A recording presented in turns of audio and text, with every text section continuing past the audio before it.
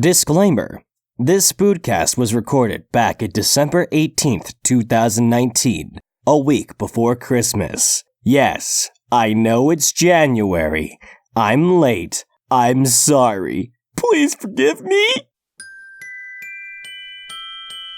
Oh, Merry Christmas, bitch! Hey, ho, ho, ho, ho!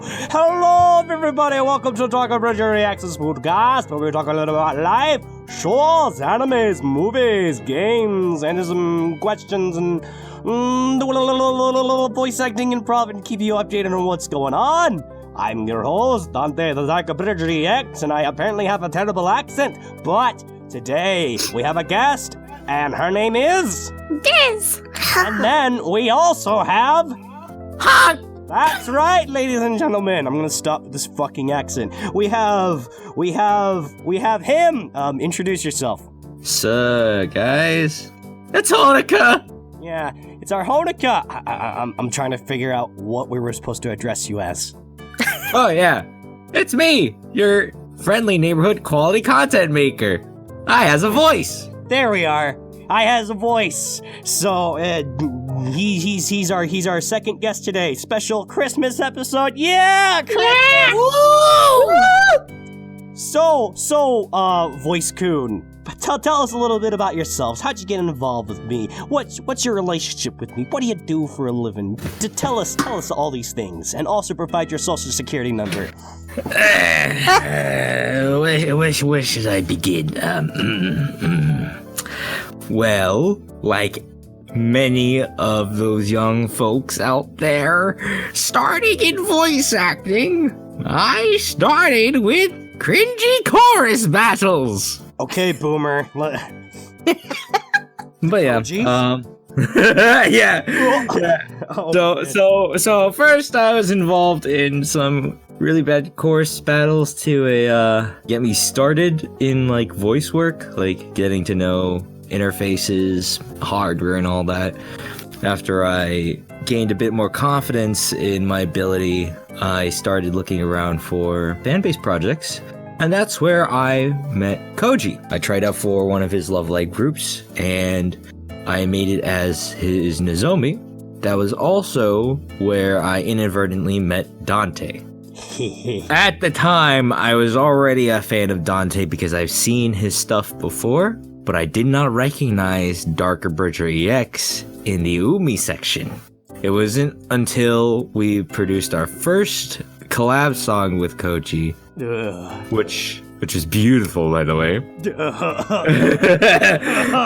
I realized that Dante was there, and we started talking on a sort of formal business level. By then, like, it was getting close that Dante was having troubles with some staffing on his main cast, and a little bit some time later, unfortunately, Joe had to take a break from voice acting in order to further his career. And I personally don't know Joe, but I feel like he was a great voice actor, and he's also one of my influences as I continue to play the role of Honoka. And I can only wish him the best. But after he had to take his adieu, Dante put up his casting call for Honoka. Oh yeah. Was there an announcement for it? I don't remember. Yeah, I remember because I remember just specifically scrolling through casting call, and I was like, "Wait a minute, is this really Dante?" And then I double checked both on Casting Call Club and Behind the Voice Actors, and lo and behold, it was. So I tried out, and that's where I also inadvertently met him, because at the time tried out for Honoka as well. But unfortunately, due to time constraints, they were not able to complete the second part of confirming their role. And so I was second best. and Dante let me know, "Hey, I want you to be my Honoka." And I was like, "Cool." And from there, I continued to create quality content for Dante. Quality content, he says. Yep. So, our relationship started to become a lot more. As time went on, we became like this mix match of Honoka Umi and Dante and Virgil kind of shtick, ironically. So, yeah, that's Voice-kun. So, Voice-kun, what do you do for a living? Without like divulging any too personal details, like what's your day job? How do you get by? How do you live? How do you breathe? Well, personally, I work as You serve coffee, barista? No. I am a third-level tech support at a major corporation, and I provide support for all people within our company, from like bottom-level associates all the way up to VP. So right above us is executive support, but they are reserved for presidents of the organization and up, which is literally like a team of like 16 people. Wow. All right. So yeah, tech geek here. Okie dokie. That's a lot of pressure. Got a lot of phone business. Oh, no. In person. Oh, in In person. Yes. Well, I guess in person. Okay. Yeah, okay, I see. Okay. Alrighty. Well, everyone, that was our good old buddy Voice-kun. Now we're gonna do a little thing and talk about life. All right, so we're gonna start with the new guest today, Voice-kun. How's your 2019 been so far? Oh man. Honestly, Yeah. 2019's been pretty good. A lot of it was like it had its fair share of stress, but a lot of it was making some pretty big hurdles. The start of this year was when I was officially promoted from a contractor to a full-time employee at my company. So receiving company benefits instead of contractor benefits. Coinciding with that promotion, I was also able to purchase my first house. Mostly for my mother, because she had me when she was 42. So Oh my God. I need to provide back for her, and I'm happy to do that. This year is also my very first time ever having a relationship last over a year. So we've had our year-long anniversary, and I hope to have many more. But yeah, so pretty big hurdles. Of course, like I said, plenty of stress. My fair share of sicknesses. Dante knows that I was horribly sick not too long ago myself. He was actually supposed to be on the last Bootcast. But I said, no, I'm dying, and then I got Dante sick. Yeah, and now I'm sick. I'm motherfucking sick now. And I'm gonna get back to that in just a bit, but to end up on the whole last Bootcast, the irony is that instead of having Voice-kun, we fucking had Michibaka, his girly double. Lovely shit, but... Shouting buddy! Yeah, shouting buddy! Anyways. So that's it for my, personal life. I would say in terms of voice acting, it's been on and off. Earlier this year, I was able to get some stuff done. I actually took part in my very first visual novel, so I was one of the main characters that you could take a route with in said visual novel, so I'm very happy for that. I'm very happy for supporting the company as they were starting on their feet, and now they're continuing to make more visual novel games, which I'm very happy for. That's awesome. And continuing to provide, lines and support for Dante series. But for other than that, a lot of my voice work has been put on hold due to, like I said before, my IRL obligations, because working to get a house is tedious work. I'm saying, besides the visual novel stuff, and of course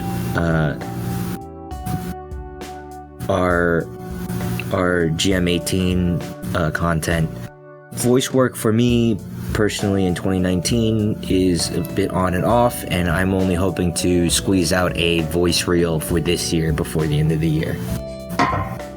Or other stuff that I'll get back into in updates later. So you're not gonna talk about our Sacanime? Oh, I thought you were gonna bring it up. Okay, so halfway through the year. Yo, because I already brought it up in episode 1, but I want your side now. Okay, cool. Alright, so halfway through the year, Sacanime Summer, Dante previously invited me over to California to go to a con with him, because he knows that I'm an avid con goer, I cosplay, I like to make my own props, and I usually spend all 3 days of a con there and indulging in the rich like daytime and nightlife that a con has to offer, because I'm a degenerate and I love weeb shit. The flight over was really not that bad for a flight traveling from the East Coast to the West Coast. I got there at a pretty reasonable time, and I arrived at Dante's house at like 10 at night. From there, we took a train ride to Sacramento the next day, where we attended Sacanime for 3 days. Generally, all good fun. I only brought light cosplays with me because, of course, I was traveling across the country. But we ran around, had our fair share of mischief, getting, doing what bros do and get the drunk and dance every night. Get into our fair share of awkward situations that we had to scurry away from.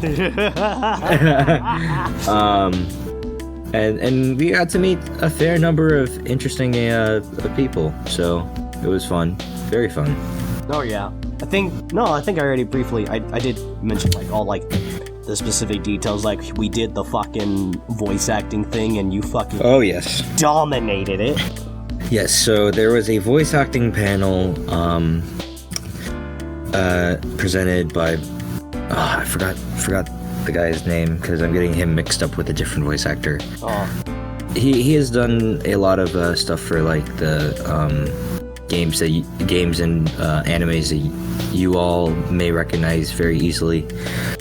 But to cut it down to size, there was a huge opportunity for people to go up and read lines for him. It's a live studio recording, and he would give tips and pointers on people and how they could improve in the moment and going forward, whether people or not were interested in pursuing the voice acting career or if they were just doing it for fun. There were a few participants who had some trouble, but that's normal because when you're starting out, it's very nervous reading in front of a huge crowd suddenly, like that event was.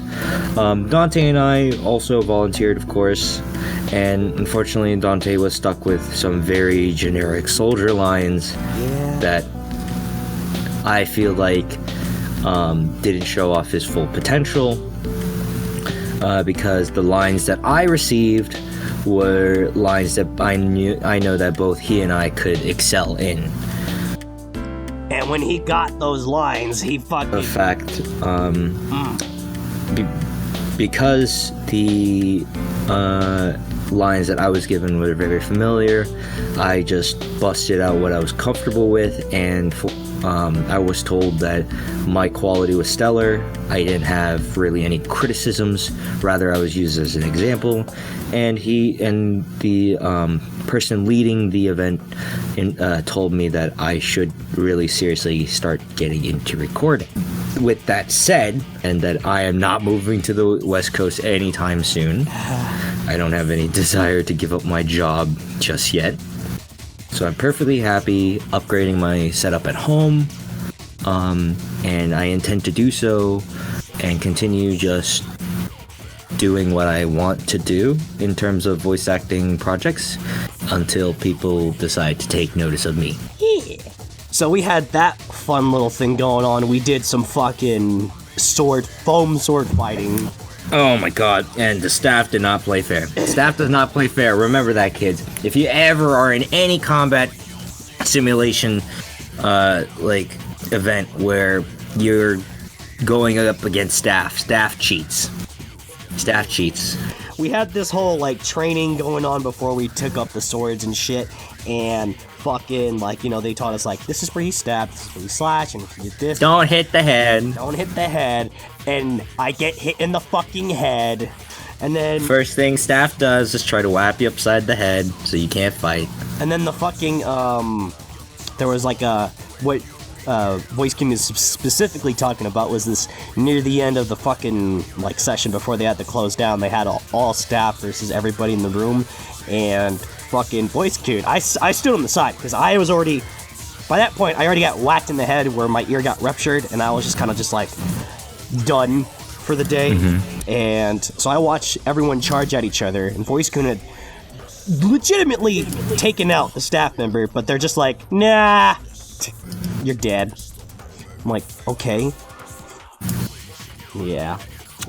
It was a little bit of cheat. It was just it was more like the staff just getting their stress reliever out or something like that. There was that. Yeah, it was, in terms of what I remember right up the top of my head that we are willing to talk about. The stuff that I remember. So that was most of year 2019. Other than that, we watched some movies. It was a good time. It was a good time. Alright, Diz. How many months has it been since the last Spookcast we had? That was you were episode 2? Yeah. Might have been October. So how... Around that time. Yeah, how has life been since that time? Well... Yeah? It's alright. Not really, up and down. I mean, there was one down, but that has been fixed today. Something that goes vroom vroom? Yeah. On Thanksgiving, my car was vandalized, so happy Thanksgiving to me, and I spent 13 days without it because we had to drop it off late, and I had this whole rental car. It was cool, but she wasn't mine. It's not mine. But I literally... Not my car. I literally just picked her up before this. Perfect. So, yes, very happy. Yeah, my 2019 hasn't been bad, but it hasn't been super great. It's just kind of chill. Yeah. Did I say 2018? I feel like I did. No, you said 2019. You're okay. Sweet. You're not me. I wrote 2013 the other day, so. Wow. Yeah, don't trust me with time. Yeah, well, time was just a construct anyways. Honestly. No, that was it. That was just a quiet 2 months, besides the... Pretty much. That almost led to war. I almost took to the streets. Wow. Watch out, guys. Yeah. She's got a basement. She'll toss you in there. And now I have a band in the basement. They're called the Basement Boys. Oh my god! Basement Boys. They play the banjo and various other things you could find in a basement that aren't necessarily instruments. What about a bass? I didn't even think of that. Yes, they do. All right. Yeah, that was it. There's not much. Wow. Wow. Yeah. Wow, she really vroomed on by that one. Yeah. No, not the vroom. Not this time. All you had to do was go vroom. No, not this time. All right. So, as we've already mentioned, I'm fucking sick. And I fucking hate it because I got sick last year around Christmas. So I couldn't have beer with my family, and I just fucking I couldn't drink. But I ate. I put a bunch of hot sauce, this fucking death jalapeno fucking something sauce all over my food that time, and I shoved it all in my mouth, and I was on fire, crying, dying. And, but my nose could breathe. But, sweat it out. Sweat it out. Yep, basically. But Wasabi. But that was on Christmas week, so maybe I'll be better by Christmas Day. I don't know. Please, let me be good. I've been like really fucking tired, like more than usual, because I can't have my coffee because it has milk in it. The coffee that I drink, at least. So I'm just the best remedy for being sick is to just rest. So it might be a good thing. Just chilling. Yeah, I basically slept 10 hours yesterday, 9 hours today. You know? The best remedy for being sick is to stop being sick. Wow! Great advice! Don't get better soon, get better now! The leading cause of death is death. Wow. So that's that. Otherwise, the semester just recently ended last week. Fucking yay. And, as far as I'm concerned, I passed my classes. Astronomy, 100%. My teacher finished grading all of that. It's a nice, good 77-something%. So it's a nice C+. Fucking good in the hood. And not bad. Yeah. I'm guessing, are your classes curved at all? Any curves? Well, if they're curves, then they are most usually blessing. Oh. Hopefully, as long as the class is as stupid as you. Curve grades are a blessing. I'm saying as an individual in a class, not specifically you. Oh, okay. I see. So, like, if I took a class and everyone was just as stupid as me, if our grades are curved, then I would be top of the class. It's like, damn, we're gonna roast Dante? Oh, God. Jesus Christ. Jesus Christ. So, yeah, there's that.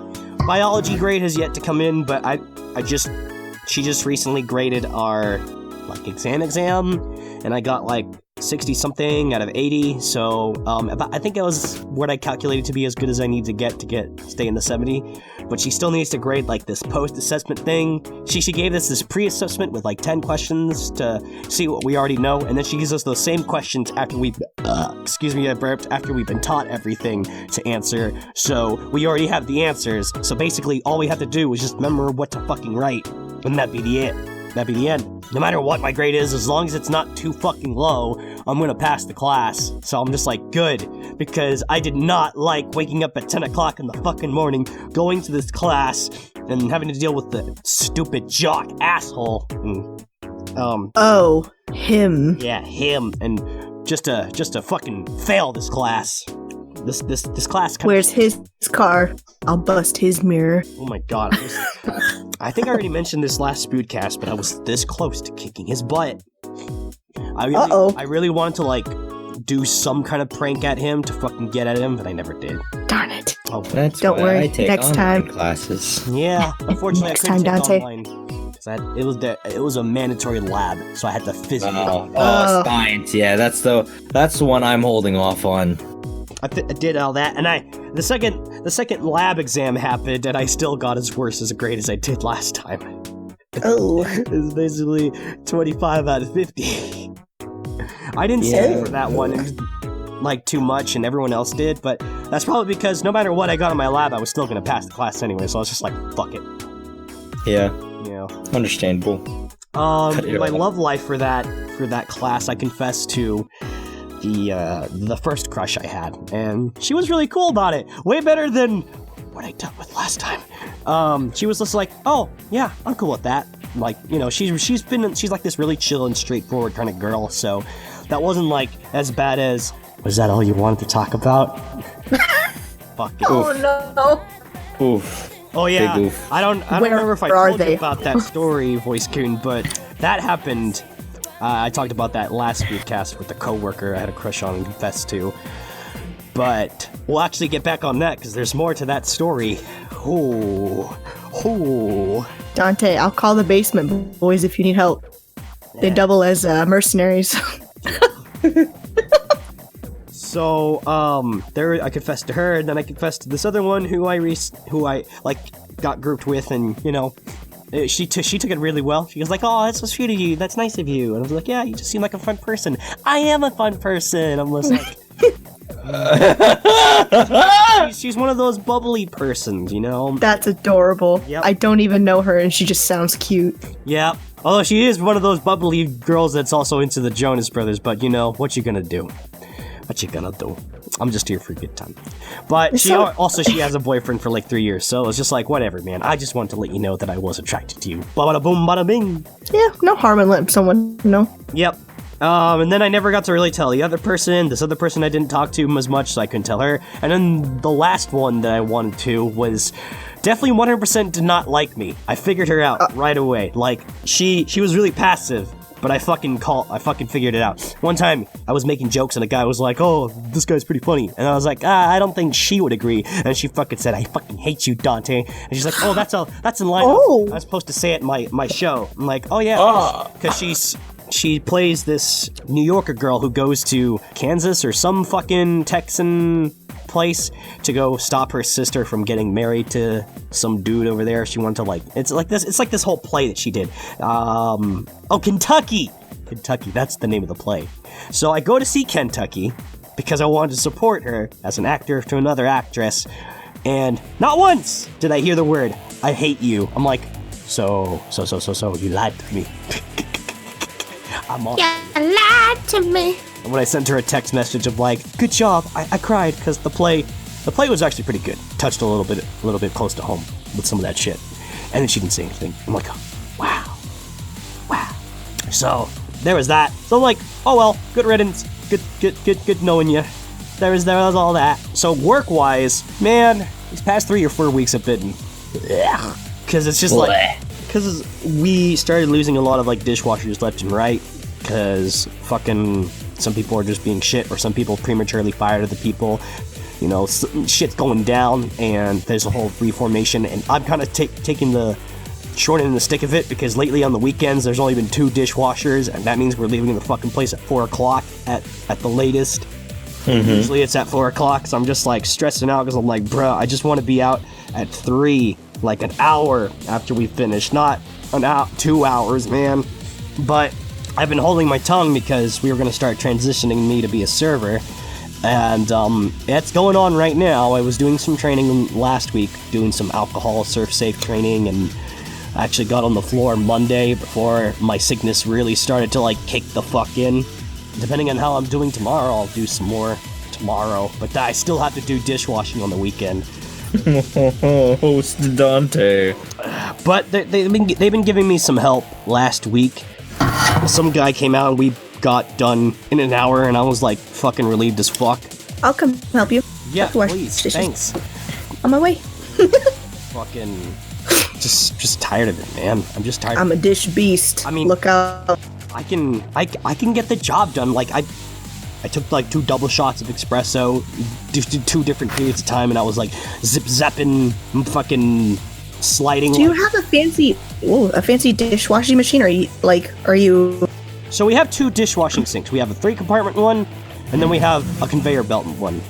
Oh. Yeah, we got those, and I would volunteer to go take up the 3-compartment one, to take up most of the turd pans and shit, so then, like, all they really have to clean at the conveyor belt one are, like, plates and forks and stuff like that. Yo, set me at that 3-compartment one and I'll fuck shit up. Let's go. I mean, that's what I was doing. I was fucking shit up. I put on, like, my fucking Yakuza music, and I started, like, you know, zip-slashing, mad dogging through it. Literally just... Oh, yeah. Literally... So for a good image for you, Diz, is, you know, when Majima does, like, his, like, he can do his mad slash attack where he just slashes to death, and he runs around like a fucking beast. That's basically what I was doing. God. I was running like that throughout the place, and then I would slide like that, and I'm just like, yeah. Oh my god. I was literally, like... getting in there, bro. I was all up in there, and then it didn't matter for shit because there'd still be like 5,000 more dishes. How tall are your sinks? That sounds like a weird question. But considering your height. Okay. That's how deep. Your arm length or mine? My arm length. Oh fuck. It might be a little difficult, but I can help. Oh my god. We'll get you a box. For my sink, I have to like stand on my tippy toes and lean over into the sink. Oh so god. I'm small. We'll get you a box. Shouty. Yeah. So, yeah, you know, it's been all right. All that stuff going on, but you know, I'm getting closer to the end. I'm almost out.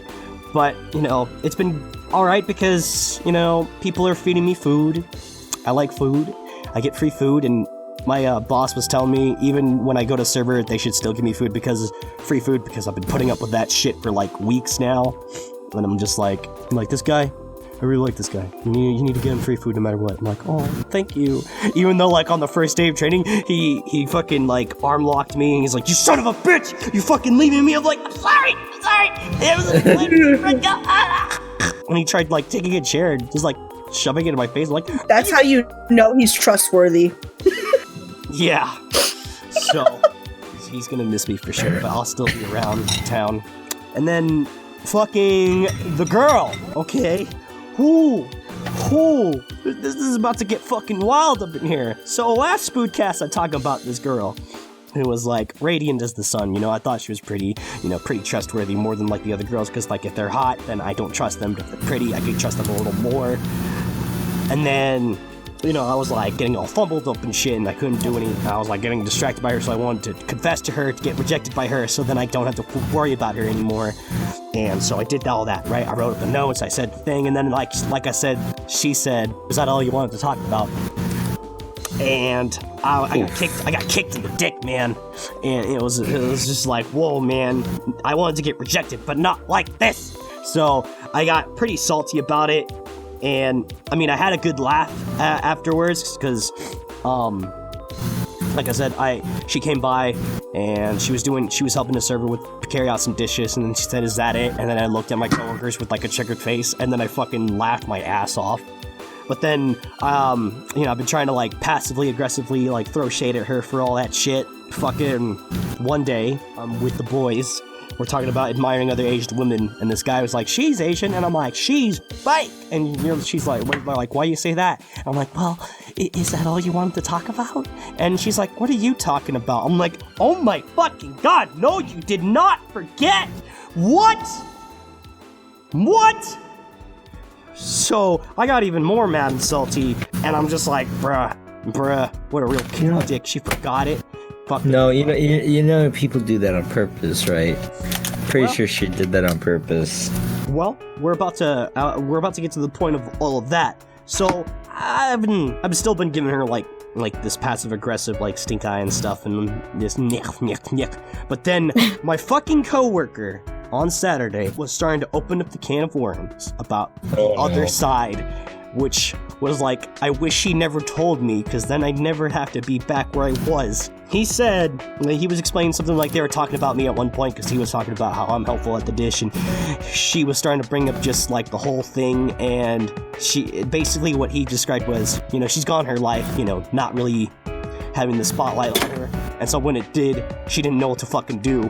So basically, it was, while I was being nervous trying to confess to her, she was also fucking thrown off her game. She didn't know what to fucking do, so she picks the worst line, and I'm just like, and so basically, she's not as bad as I thought, and now I'm the one who's being bad, because I'm the one who fucking got the whole fucking thing twisted and got all fucking everything else. I'm just like, oh man, I can't be passive-aggressive to someone like that anymore. That's not right. She didn't do anything wrong. She just didn't know that she was fucking... She panicked. She panicked, and I'm just like, oh man. But now I see her in positive light again, and but I already like burned a lot of bridges, and I'm just like, what do I do? And he's like, don't do anything. Just figure out what you need to do. Don't apologize. Just roll on by, and if she brings it up, then apologize. I'm just like, oh man. Fuck. I wanted to get rejected by her and do all this to push away from her and not have her distract me again. Not get put right back in the fucking spot. Fuck. Stage 1. And now I'm back at the spot, but I already made a name for myself in all the wrong ways. Damn it. Such is the life of Dante. I have terrible luck with women, guys. I live up to the other Dante's name too. It's alright. I have terrible luck with people as well. Just people in general. No particular gender. I just can't communicate with other humans. I just get lucky sometimes where I find people like you guys who understand me. So, there's that. I'm probably gonna try to be nice to her. I'll smile. Just don't go out of your way, or it's creepy. Just try to be normal. That sounds weird. That sounds really bad. Like, just go about your business. Be Dante normal. Yes. Go about your business and Act to be cool like with it her. never happened. Exactly. Because And then- clearly she wanted to, too. But also, the other thing he mentioned was, the key thing was why she came out to help him. Like, she's not a dishwasher, and so, but sometimes the servers or service support people come out to help us catch the dishes and put them away for us. She'd come to help and catch, to take a break from all the teasing she got from all the other dudes. And I'm just like, So now I'm just no. maybe one of these times I'll see if I can call her over to help catch if I'm left alone, and... What did I just say, Dante? Wait! What did I just say? Well, look, it's like I asked for other server support people to help, you know? What did I just say? I'll figure it out, bro, die. Give me a moment. Oh my god.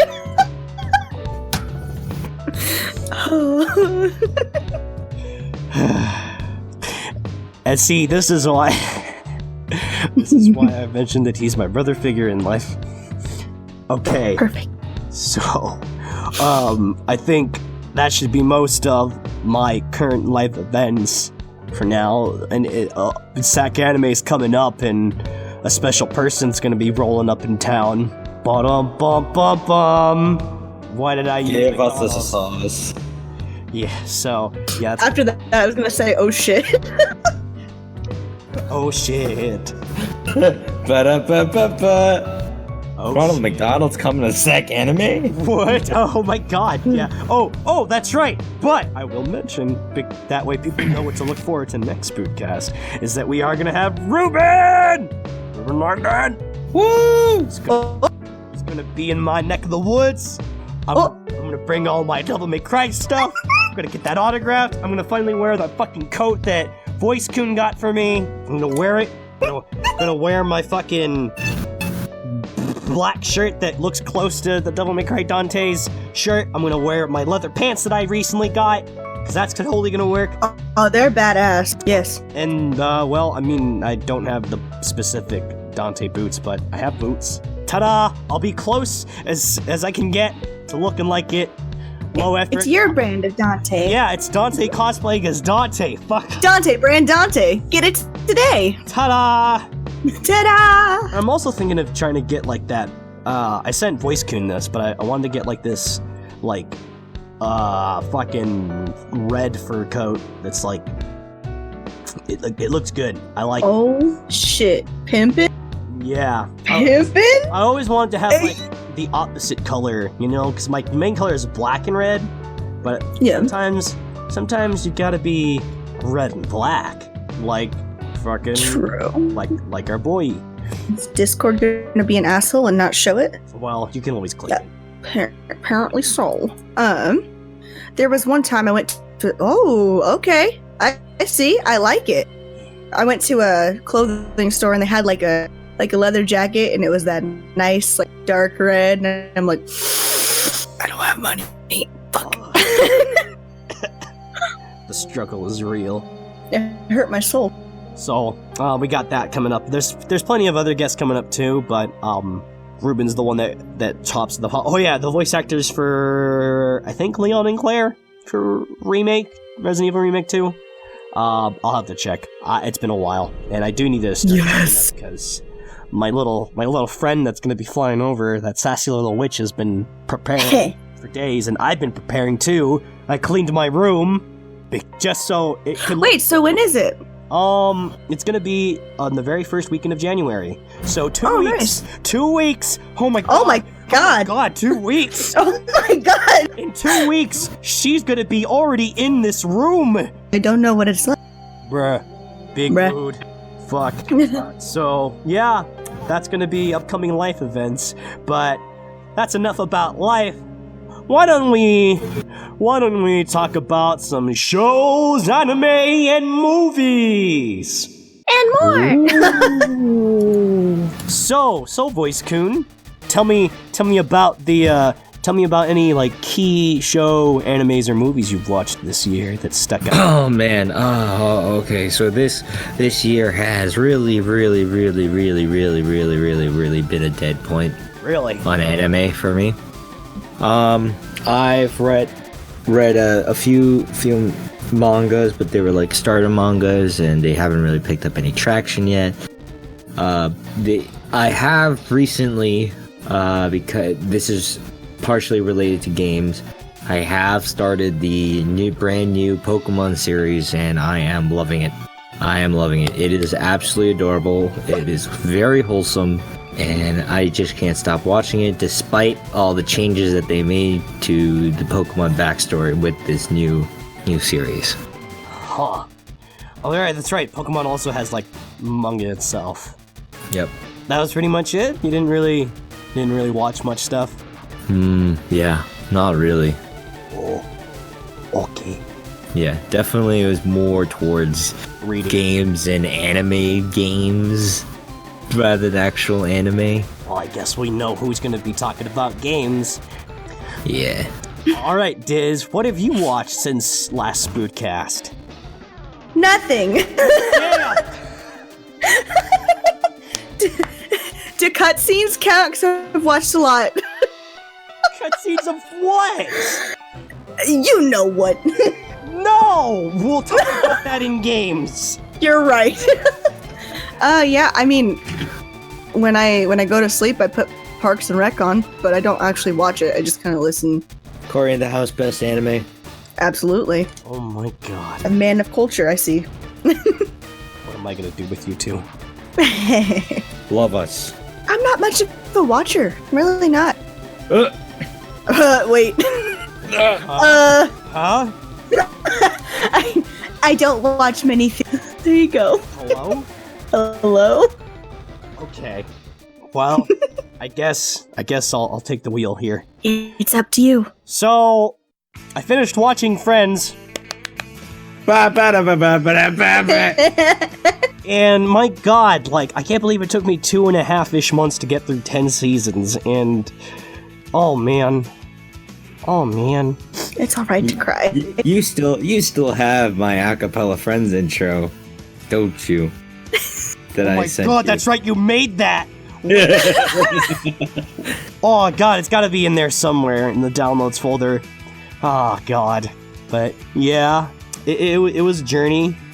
I don't know. I'm still opposed to all the people that was like shitting on the show, because like I'm just like, bro, what the fuck's your dealio, yo? It's you're being overcritical. You're thinking too much. Just turn the brain off, dial it down. No matter. At the end of the day, I'm still a big fan of Chandler. Fucking Matt Perry is hilarious as fuck as the character and as himself. Because after I finished, watching the show, I spent an hour watching all the bloopers, and half of them are Matt Perry fucking around because he's just a good man. Of course, I expected eventual Ross and Rachel return and all that jazz, but they really did it the last second. It's like, did she get off the plane? Did she get off the plane? I got off the plane. Ah! And I was really going no when fucking Joey and Rach briefly happened. I was like, no! Don't! Yeah, I felt uncomfortable. at that. That can't fucking happen. That's not okay. Nope. Top stuff. Oh, and then of course, Janice. Oh my god! Chandler Bing. Fucking every season, man. That was clearly one of the greatest ongoing gags Oh my god. throughout the season. And then fucking last time, he's just like, sure. You just reach this point where you just accept that Janice is gonna be everywhere. Janice everywhere. Janice everywhere system. Oh no. Chandler Oh no. Bing, Bing. I got you now, Chandler Bing. No. Oh my god. Oh. Oh no. Oh no. Oh no. I know some things I gotta Photoshop. Oh no. Oh no. Oh no. Yeah, that's been a whole trip. I was really sad to finish it, and now I'm gonna be sad that Netflix is taking it off. I thought you said shrimp. It's been a whole shrimp. I was like, what? No. I was gonna pick up, like, other shows, but apparently Netflix doesn't have them. So I'm just like, whatever, dude. Excuse me. I was gonna either pick up Invader Zim or... Because they had the movie, but they don't have the show? Yeah. Hello? That's, yeah. Oh. Hello? And then I was gonna see if they had Seinfeld, but they don't have Seinfeld. I'm like, but okay, but why though? Okay. So Can they instead, get Fresh Prince, please? Please. Great, that's another show now I can't watch. What I ended up watching was the teasing master Takagi-san. It's a really fucking cute anime. Oh my god. It said the word fucking cute. I'm in. So it revolves around this Nishikata, who has this classmate, Takagi, who continuously teases him through various things, and he just is like, damn it, he's always teasing me, and like he tries to come up with games to win against her and all that jazz, but then like she just keeps outwitting him in everything he tries to do to like get a one-up on her, and she's just so fucking like sweetly adorable. She's got like this like low-key Aya Winter vibes, and I'm just like, I wish I had a Takagi-san in my life. I know exactly which one you're talking about, and it was super wholesome because the two people who are the seiyus for that are actually two of my favorite seiyus, where Rie Takahashi is Takagi. And she's also a huge voice in Fate, and so which is why I followed that anime a little bit. Yeah. And then of course the other being the guy being Yuki Kaji, and Yuki Kaji's Yuki Kaji. You should definitely watch like their extras and behind the scenes and the specials they do for that show, because it's super wholesome, and it's also your like first-hand experience of being talked to by Takagi-san. Oh god, I'm not sure if my Kokoro's mentally ready for this. Bruh. It's a wholesome, really wholesome, cute show. If y'all haven't seen it yet, y'all need to go watch Takagi-san. If you want some nice, good old innocent dokies. And also, Voice-kun, you need to link me those stuff later. I'll definitely watch those on my off time. I just have to send you one, and then you can find the rest. Yep. Yeah. Sweet. Alright, well, as far as I'm concerned, that should have been all of the fucking stuff we've apparently watched, because nobody watched anything. Nope. But definitely, we played a lot of video games! Does it count that I've thought about watching things? No. Okay. Alright, so for sure we're letting Voice-kun start, because once DIZ and I start, there's only gonna be one thing Oh no. we're gonna be talking about.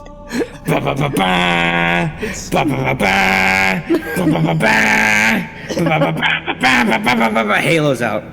Oh. Halo's out, and I love it. It's a blast from my past. I'm one of the biggest Halo nerds that you can meet. So having my babies back in my hand, on the PC no less, is a very, very happy time for me. Let's see here. I am still an avid player of League of Legends and Fate Grand Order. This is why I said that this is like most of my anime exposure for most of the year, because Fate Grand Order has been with me now for 3 years. Jesus Christ. Yeah. Nice. 3 years with, of course, like I said before, Takagi, the voice actress for Takagi-san, is also the voice for one of the main heroines in the game. So she's very involved, and we are very familiar with her. The gameplay is like a visual novel, so it's both my reading and anime exposure. Wow. Nice. I had a little bit of fun with the Call of Duty Modern Warfare It was probably the best Call of Duty I've played so far. I really enjoyed the story and how they are willing to get into controversial topics like war crimes and stuff that we shouldn't do in wartime, but we do anyways. Picked that up for like 2 months before Halo came out, so it was kind of a filler. My friend gifted me Monster Hunter World, and I still have not touched it. I feel really bad, but I just don't have the time for the PC. Yeah. And I haven't got there yet. Yeah, so I personally don't have time for that. I remember I played a little bit of, I guess like the small fillers or like urges to play here and there would have been Apex Legends. I played that a little bit, but I put that down. The Devil May Cry franchise. Oh, yes, a blast from the past. I decided to do a playthrough of Star Wars, the Star Wars Knights of the Old Republic, because I just had a huge nostalgia wave wash over me out of nowhere. I started a new run through. Great game, aged very well for something that came out in 2002. So I'm very happy with that trip to my childhood earlier this year. But that's about it for gaming. Damn, you were packed this year. Mhm. All right, Diz. Are you ready? Maybe. So I don't know if I can handle it again. let's start from zero. Oh God. So, Diz, what game did you play? Games. Games. Okay. So I wanted to start off by saying I beat 7 games this year, which is 7 more than normal. So, yeah. Yes, perfect. I'm really bad at finishing things. I recently beat. Wait, let me check. Let me check what time. I need to see what time I beat it because I wrote it down. Hold on. Oh my God. Yes, because it doesn't happen often. On November 21st, I beat Yakuza 0, and I love it. It's my favorite game of the year. Yes, best game I played all year. And on December 11th, I beat Kiwami, and now I'm on Kiwami 2, and I'm just powering through, trying to beat it before the remasters come out. Well, I mean, you'll definitely have enough time to beat it out before February. It's gonna suck because I'm really backed up with games right now. Well, 'Cause, there's only one thing to focus on. It's called Yakuza. Yeah, I'm focusing on that one right now, but as soon as January hits, I'm fucked for like the next 6 months. Yeah, because like January, Rune Factory 4 special comes out, and then you got February, which is the Yakuza games, and then March is Animal Crossing. Okay, April, yeah, Resident Evil 3 just announced. Yeah. So, I'm gonna be broke for a minute. It's gonna be a minute. How'd you like the whole feel of, Yakuza 0 and Yakuza Kiwami, How'd the game feel to you? How'd that story feel to you? How'd your feels feel to you? I felt like I died, but in the best way, but also it hurt a lot. Yeah. A lot of it was like if personal things that happened to me related to the characters, and then I'm just like, stop. I can't feel this pain again. I cried a lot. Mm-hmm. Oh, I did cry a lot. Yeah. I had a good time with it though. It was really fun. It's a really intense drama, but also epic action series. Oh yes, absolutely. Now you're transitioning from the old engine to Kiwami engine. How are you feeling about the transition so far? I'm fucking lost. I'm having a good time, but I'm still trying to understand the difference. Exactly. Because the structure of the town has changed dramatically. Like in Yakuza 0 from Yakuza Kiwami, there was some minor changes. It's clustered. It feels more clustered. And then I definitely feel more boxed in, but also not. From Kiwami 1 to Kiwami 2 and the Dragon Engine, they really changed Kamurocho. It's fucking beautiful. It's so beautiful. But there's just so much. There's so much on the screen at the same time that it's hard for my eyes to like focus, so I'm like strained. So I gotta play it in like little spurts or I'm gonna die. So that's what's going on. Yeah. I also think it's just my prescription for my glasses because they're old. That would probably be another thing too. That would help. Combat is weird because it's different than anything I've ever known. Yep. But it's very nice, very fluid. Yeah, that's the one thing that's like really cool about the Dragon Engine's combat. It's fluid. It is definitely like missing its semi-arcadey feel Yeah. from the older games, and that's what I'm enjoying from playing the classic. But we'll wait till I get to my. It's the little things that they put in there, like, oh, you can trip over something, cool. You can run into something, I like. He opens doors. He just straight up just opens them. I'm like, that's fucking awesome. I like the little things. If he runs into something too many times, it'll explode. It's oh, it was so funny because my brother came into my room. I'm like, I just drank like 20 beers. It's fine. And then I go to run and I knock down everything in my path. And I'm like, oh, all right.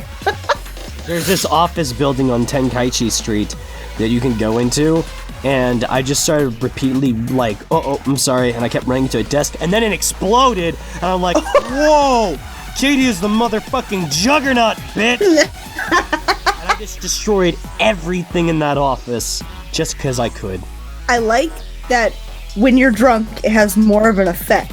Because I know in like Zero and Kiwami, it was just like, oh, your controller a little bit. Oh, like, oh, your counter rate goes up and you get more heat. Yeah, but this time, oh my god. You're moving like a drunk. It's nice. Hello, door. Realistic. Yep. I like it. And how you liking Mr. Pants-kun? He's a dick. Give him time.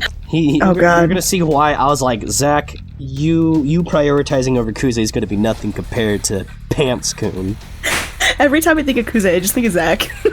Basically, where's Kuzak. Kuze? Kuzak. Kuzak? Oh no! Kuzak. Don't make me change his nickname again.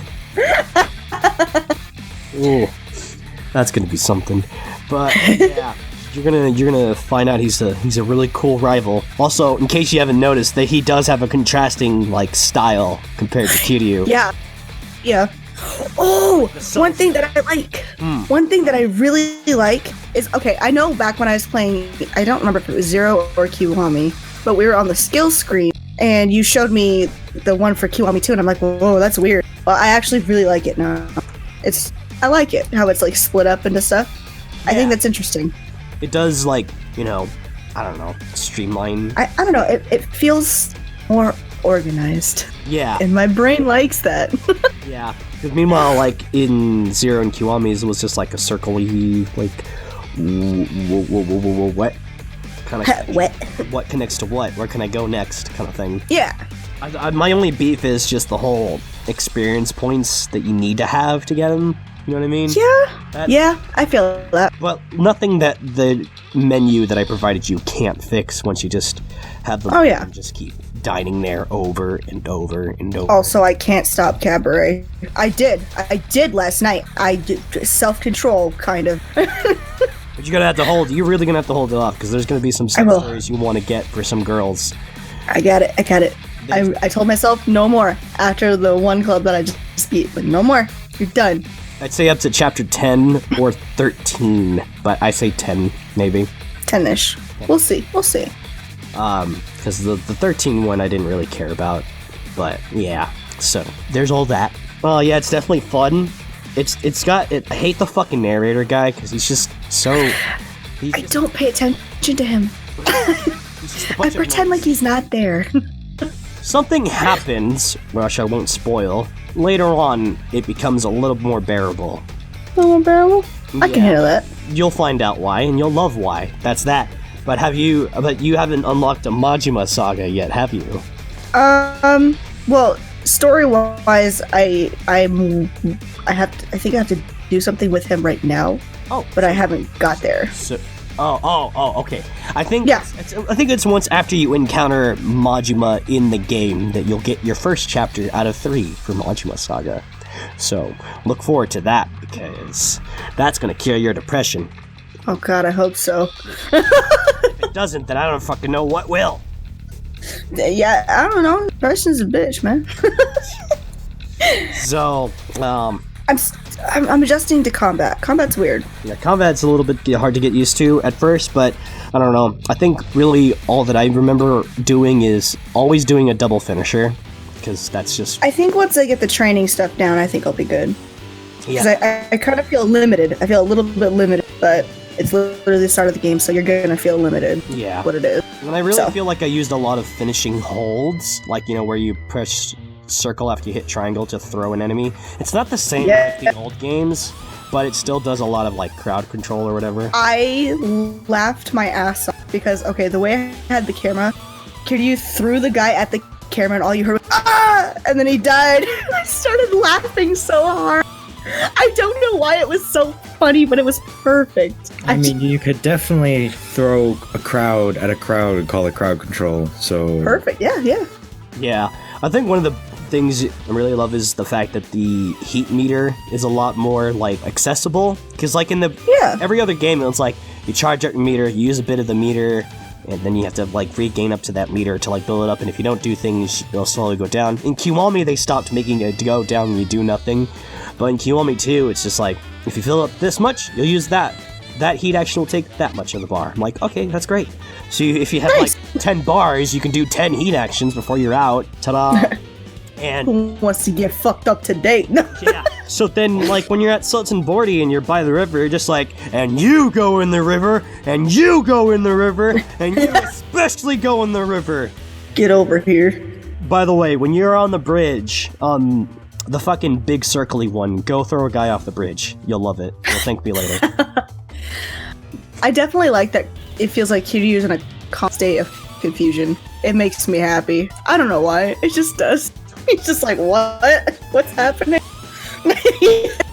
Yep, it's a really good sequel, and it's really, like, got its options open for what that game will provide. I actually didn't know how I felt how Kiryu at first. Oh yeah, because you I've look grown to- really young. It's weird. It just looked different to me, and I see it now. I've grown accustomed to it. I mean, So. you have to get used to different Kiryu looks, because I have, looking from Yakuza PS2 Kiryu to fucking Yakuza 3 and 4 Kiryu. Hey, you can't talk about, like, having a problem with Yakuza looks when we love Majima, okay? You can't say shit about appearances when we love Majima. In this house, we love Majima. We support him. We love Majima's looks, no matter which graphics era it is. That just stays consistent. If you don't love him at his PS2, you don't deserve him at his Kiwami 2. Exactly. I say as I haven't played the yet. Well, you're in for trouble. When we pass the mic over to me, we're going to be talking briefly about how that game feels. Oh god. That being said, is there anything else we have yet to cover on our discussion of Yakuza? I have to say this has definitely become one of my favorite series, and it's your fault. Thank you. You're welcome. Oh, I didn't ask. Have you played Toilets? Yes, what the fuck? I think these sub-stories have made me laugh the most out of the ones I've played so far between all three of the games. I'm just like, what the fuck? Yeah, these are really additionally added stuff that I'm not seeing so far in the original Yakuza 2, because I'm just like... They're fun. I think the comedy ones are definitely added to Kiwami 2, for sure. I think one of my favorites, besides the comedy duo, because they just started roasting each other. That shit was funny. The cabaret one with Koyuki, that one was fun. And then, like, the janitor one at the park. Oh, yeah. And he's like, yeah, adults shit their pants too. And he's like, have you? And I'm like, no, never. There's so many times I have to pause because I start crying because it's just fun. But yeah, on to you. Literally. Toilets. So, we already know I've been playing Yakuza 4. I played a little bit more, and then fucking shit, man. Then I found out that I could start doing my cabaret stuff with Akiyama, and it's still like similar to Yakuza 3's cabaret club, which is a lot less fun than Yakuza 0's. Let me tell you it's always the cabaret shit, man. They get you with that.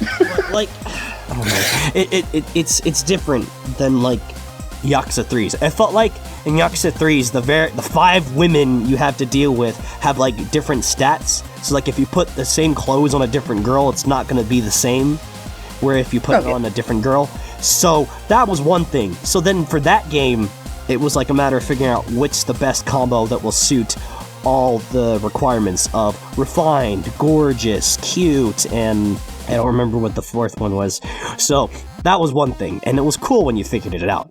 But meanwhile, in Yakuza 4, it's actually consistent. Like, they're all the same. So, but that's the thing, I hate it, because trying to figure out what works and what doesn't, just rattles my brain, and apparently makeup does contribute to it. Where in Yakuza 0 and Kiwami 2, it doesn't matter what makeup you put on them. It matters in Yakuza 4, and I'm just like, bruh. So I kind of like that, though. Well, because in actual, it does matter, but I see. But, so I had to use a guide, because I was sick of being there for 3 hours with one girl. Because after that, the rest of the 2 girls I had to do took about an hour. But I spent 3 hours on one girl just trying to make her number 1, because I had to figure out how to cater to these customers' fucking ridiculous demands while she's making jack shit of money. Once I figured it out, I didn't like some of the combinations they had, but I had to do it just to fucking do it. That's how I feel. Mm-hmm. And it works like this. So you walk around, you hear what they're looking for, you go to the training room, and you have to, not only dress your girl, but you have to train her. Like to raise her looks from from C to B, or her talking skills, or her fucking smarts, or something like that. So there's 3 status you have to increase to S in order to make her number 1. And then you also have to make sure she looks good enough for the customer's demands of like, oh, I want someone gorgeous, or someone cute, or someone sexy. They're like, you gotta meet those requirements as well as raising her initial stuff up. But you can't it's whatever. So then you send her out to the field, and then she'll get a customer, and then you walk around, you hear what customers want next, and you go back, and you keep rinse and repeating this process until she's number 1. It's not as fun.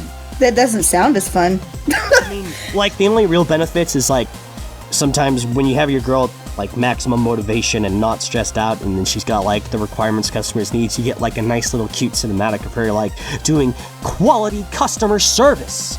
Aww. Yeah, and it's really nice and cute. And if they ever made, for some reason, a straight cabaret game, I would be on it so fast. Yeah. It's so fun. I'm so addicted to it, and I don't know why. I'm just ready for you to be the exact opposite once you get to Yakuza 3 and 4. It's just because especially at first, when you start with the first few customers, it just gets really rough until you have all Is it like my inner manager wanting to do customer service? Is that what it is? I don't know. Lord. I don't know. We'll see. But yeah, there's all that. But the one cool thing is, once you do get her to number 1 hostess, you can dress her up one more time, because apparently after they're done being number 1 girl, they're going to be relevant for the other characters you can play as. So I'm like, interesting. So that is the only time in the game where I will customize her to look the way I want her to look. So I did that.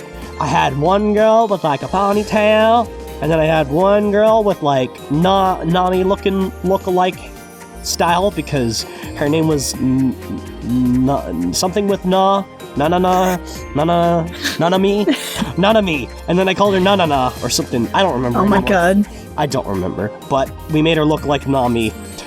So, but with glasses. There was that. Ooh. But I did that, and that was the end of Yakuza 4, because then I went back to play Yakuza 1 in the OG Yakuza 1.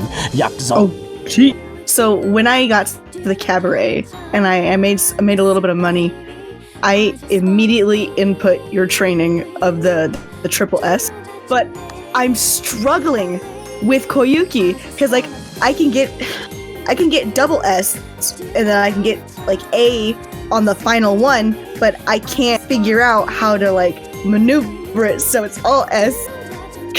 I'm just fuck. But as soon as I got the second girl, it was easy. So All that's what S's. we gotta do. That's what we gotta do in our training regimen.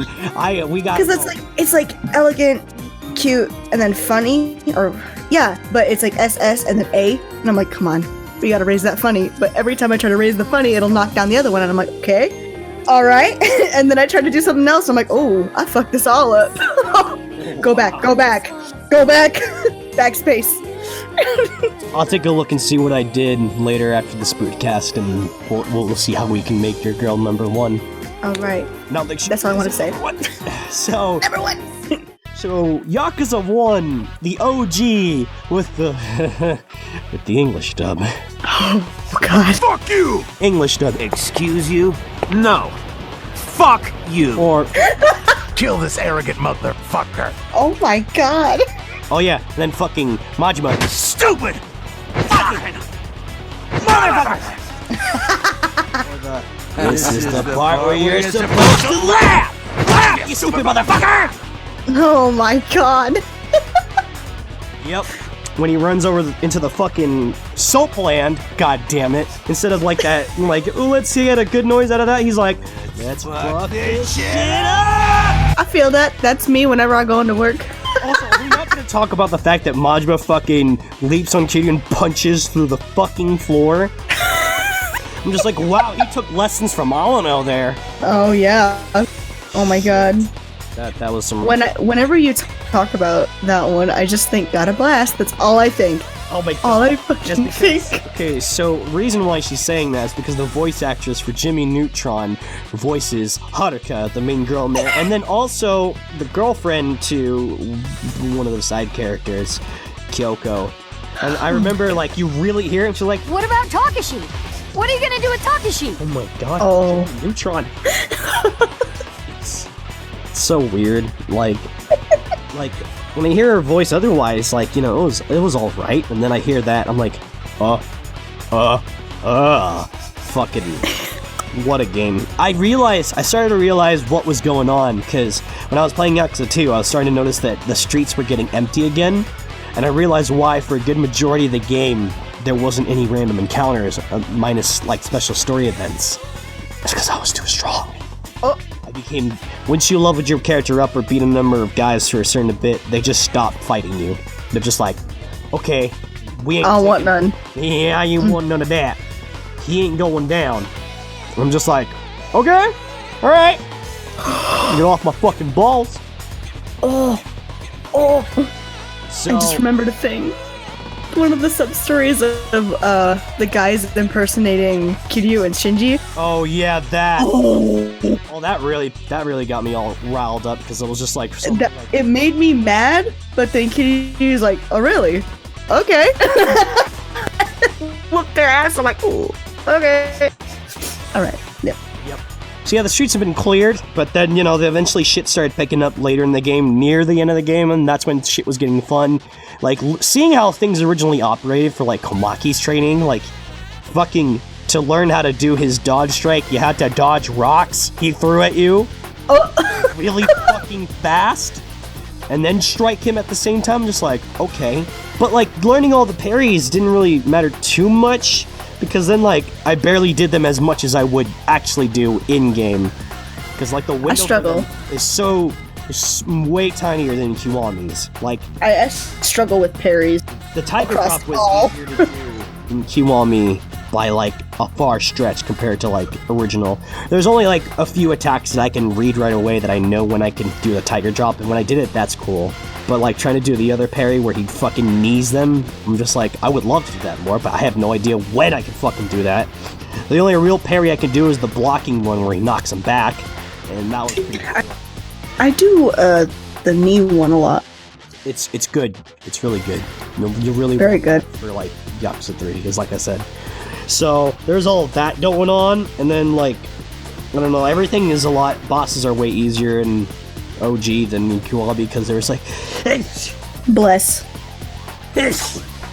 Bless.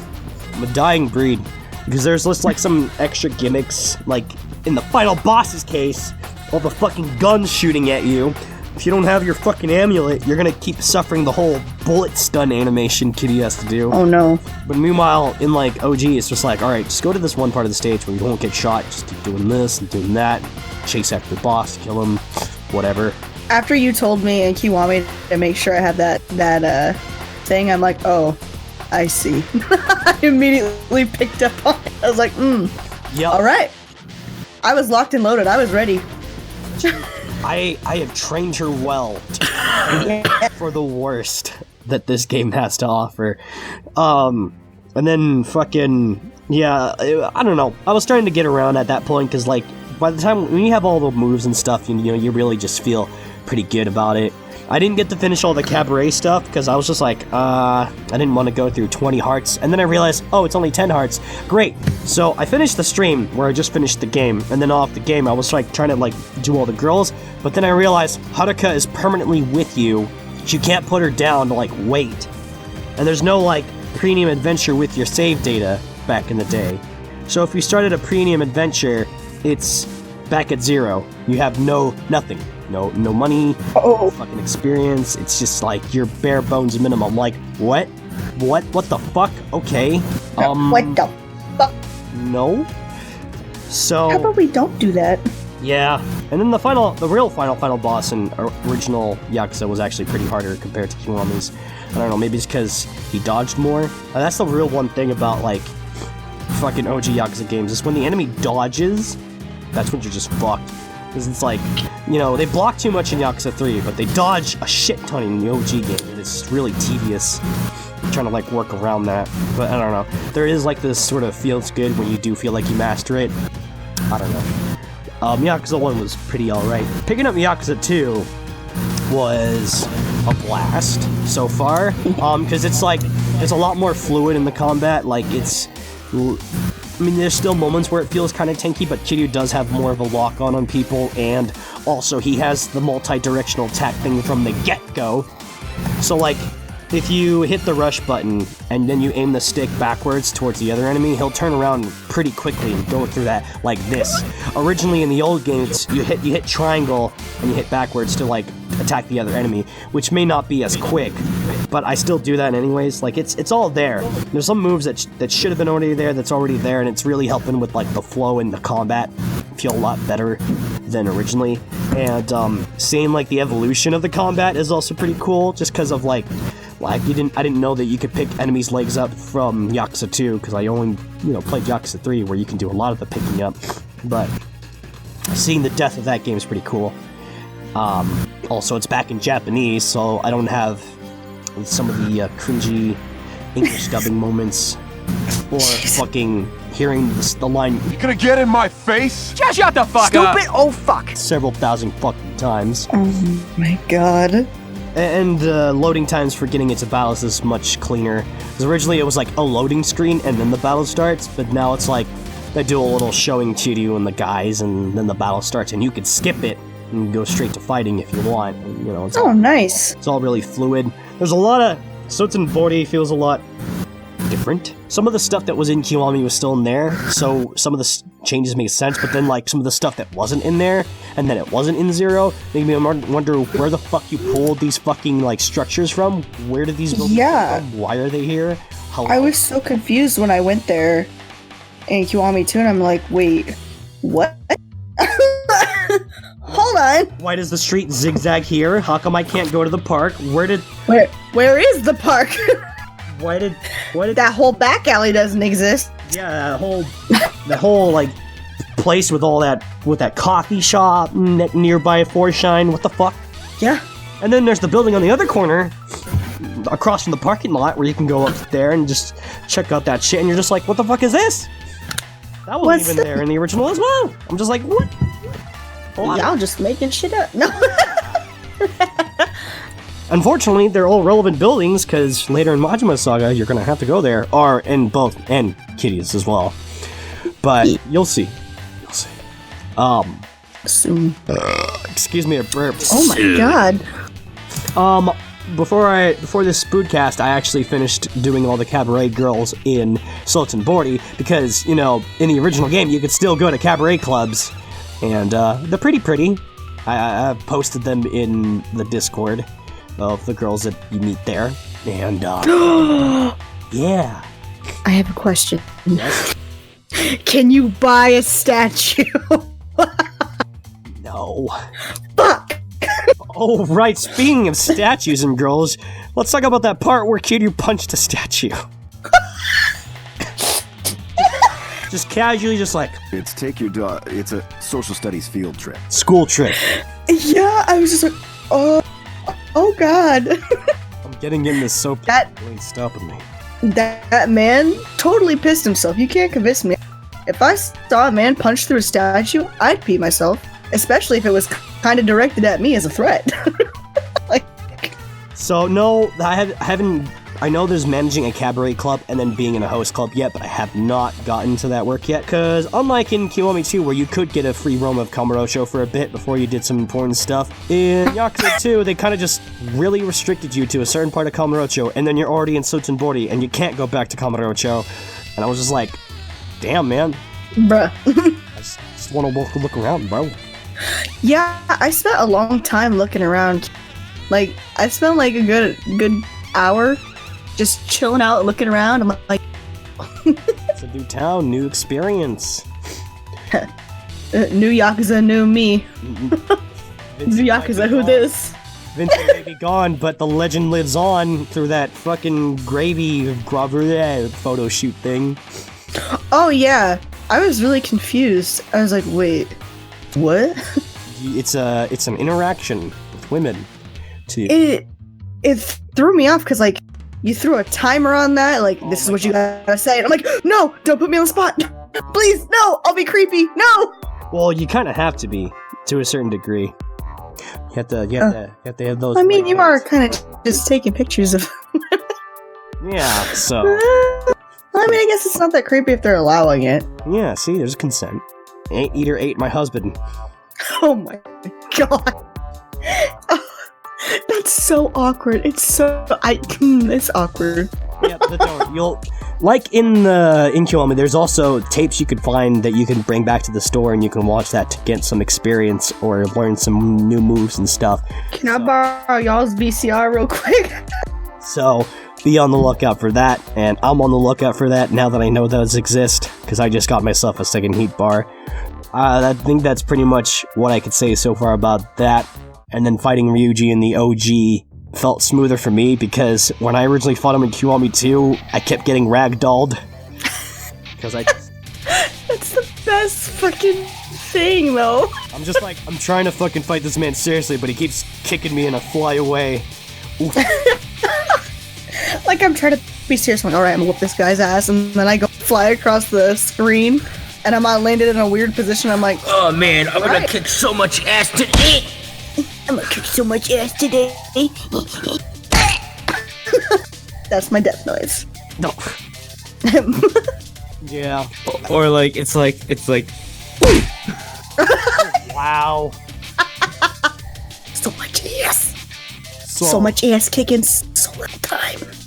So yeah, that's pretty much our current Yakuza discussion. Yes. So, good talk, everybody. Good game. Yeah, Alright. Dante got me addicted. It's a problem, but it's also not, because I enjoy it. Welcome to the Crusty Towers, where our motto is Play me a Yakuza. I can stop whenever I want. Don't judge me. Alrighty. Now we're gonna go on to our next segment, which is a little Q and up. So originally, I pulled from my Ask FM because there's still no questions coming through to this very day. But since it's December, why don't we have we have 2 Christmas questions? Yeah. So, here's the first question. What were your favorite Christmas presents, if you had any? We'll start with Voice-kun. money. Stop. Money. Where's the lie? Was it seriously just money? Is that Money. okay? Diz, I mean, video games? do you remember one video game that you got that just really got you all like Yahoo? I would say it would be. This is kind of weird. Resident Evil Dark Side Chronicles, because for a while I was like really afraid of playing Resident Evil games, and that one kind of just calmed me down because you have to go through these zombies. There is no like, oh, I'm gonna back out and like, go a different way. No, you have to face. So I basically forced to face my fears, and now I enjoy myself. Yeah. So yeah. Interesting. Well, my favorite Christmas present, well, my parents do usually hit the nail in the coffin, but I think if there's anything I'm going to really specify in terms of the Christmas present they got me, I think one thing to really mention is how one constantly reoccurs. I've been a Sony kid for most of my life because of my parents. They got me the PlayStation 2, and then they got me the PlayStation 3, and then they got me the PlayStation 4. They've always kept me in the loop with, PlayStation products, and, I think in terms of, sentimental value, I think I really value the fact that at least when it comes to PlayStation, they're on top of that, and I really appreciate that. Yeah. Yeah. It's one of my favorite Christmas presents. I like money because there's no guessing involved in it. There's no people trying to figure out or force presents on you. You can choose what you want to get for Christmas, or if you want to save it for something else. I do like the money, but I think I look at it differently now that I'm an adult. Bills. Thank you for helping me with my bill. That's even more Yes. thankfulness for me. I'm like, honestly, like if you just give me paid money for next month. Yeah, if you give me money for something as an adult, I will love you for thank you. Because I am hurting financially. That is basically, my stance too as well, outside of like, actual thoughtful gifts, your donation to the cause to get by. That's really just how it is. That's real shit right there. That's real love. Especially with the Sacanime Cup coming up, any donation to the cause will help me get by a little more. Don't worry, I'm on your Patreon. Yes. You had it right the first time. Yeah, I'm giving you money. No. There you go. Everyone join us Patreon for a very explicit I mean, that's for some other content creators. I'm sorry. Okay, next question. What were your favorite Christmas memories? Got a story for us, guys? Any stories? No. No? Wow. I have the opposite, but no. Christ. Okay. Well, other than the only one I remember off the top of my head is the spice story I just told. And that's it. All right. Well, that was a good Q&A, guys. Woo! Christmas Q&A. It just feels the same. So like, it's not bad. It's not great. It's Christmas. Yep. Ta-da! Ta-da! Ta-da! All right. Well, now for the game that I've prepared for. Oh God. Here we go. It's. Oh God. What do they call it? It's called. Okay, that's not a good name. It's just a generic name. Whose line is it anyway? Random trivia and Dante game. That's literally what was written in there. So basically, I have prepared 5 trivia questions and 5 Dante questions. Why can't you just call it, Do You Know Dante? Well, the trivia is not related to me. So, yeah. No, I didn't put that. Oh gosh. So, there's 5 questions for both categories. I'll bounce off between Voice-kun and DIZ, and if you can name it right off the top of your head, without like, if you can name it right off the top of your head, you get 10 points. If you need, like, A, B, C, D answers, you'll get 5 points. If you get it wrong, you'll get it wrong for, like, the number of points, like, that it was going to be worth. So if you guessed it wrong right at the top of your head, it's minus 10 points. But if you guessed it wrong after you get A, B, C, and D, it's minus 5 points. I'm already in the negative. I hope you're keeping good track, Dante. Yep, because I need to open a notepad for that. I'm going to decide who goes first by flipping a coin. Ooh. Alright, who calls what? Heads. Okay. Okay. Here we go. Oh yeah. Alright, right, Voice-kun. You go first. Pick trivia or Dante. I pick trivia. The name of the coffee house in Friends. God damn it. Give me the A, B, and C answers. Park Cafe, Cafe Perk, Cafe Park, Perk Cafe. What was the second one again? Cafe Perk. That one. You are correct. 5 points. I was like, it's been so long since I watched that fucking show. Yep. Definitely the one with the weird ass name. Or weird misspelling. Let's see. Alright. Alright, Diz. Dante or trivia? I'm gonna be bad at both, but let's go with trivia. This animated erotic visual novel was adapted into an anime itself. However, it took the worst possible path. Oh god. Can I get that A, B, or C? A is Shuffle. B is Clannad. C is Tsukihime. And D is School Days. I want to say C. Tsukihime? Yes. That is incorrect. Well?